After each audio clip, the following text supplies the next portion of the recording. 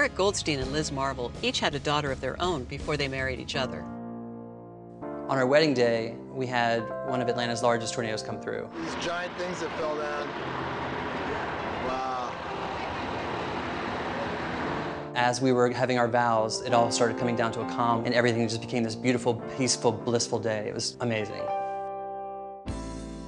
Well, I've heard that if it rains on your wedding day, it's good luck, so I'm hoping that it's very good luck. Today, we're going to talk about blending families and finances. How do you handle finances as a blended family? The issue for us has been trying to get on the same page in a way that feels comfortable to both of us. And we are transitioning into having it just be one pot. A lot of couples find that is the best way to go, but there's really no one right way. It's whatever you're comfortable with. And sometimes blended families find they have so many obligations outside the marriage that they're currently in that they really can't do it that way. They can't combine finances completely. So they contribute according to their incomes, or they contribute equally and work from that. Because as you said, you're used to handling finances a certain way. That's true. About a year ago was when we sat down together, and I think it was the first time where we both realized what we were both coming to the table with. Yes. I'm really glad you had that sit down, because a lot of people do bring assets or debts or both to the relationship. And you can take those on, or you can decide to keep those separate. And if you want to keep those separate, there's a legal agreement that you can draw up. And if you do it before marriage, it's called a prenup. If you do it after marriage, it's called a postnup. That's something to talk about and maybe do. But it sounds like you two are comfortable taking on what you brought to the marriage.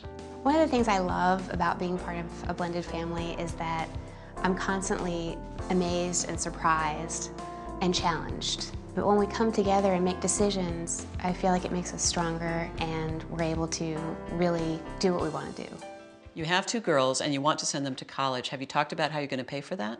We've talked with each other and the other parents, and we all agree that it's an urgent matter. There are a few things you can do.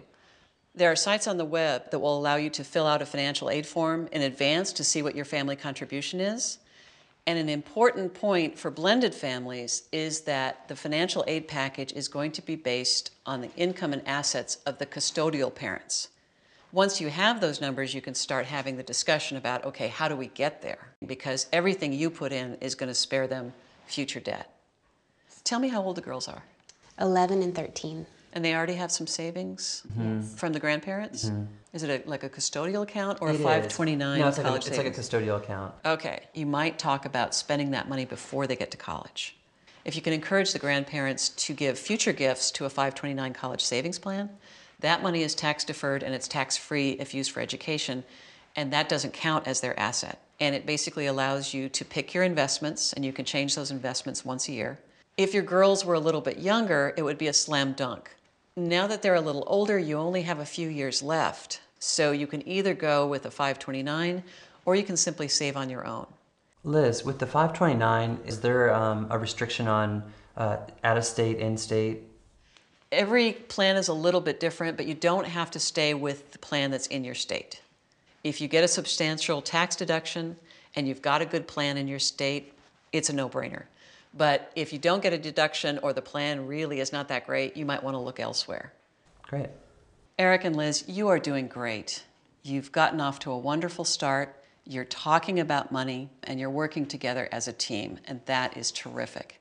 What you need to do now is start planning for those college educations and putting aside money so you can continue to build those happy memories. We like that. We do. Excellent. The best part about our conversation with Liz was identifying our financial goals and the concrete steps that we can take immediately to meet them.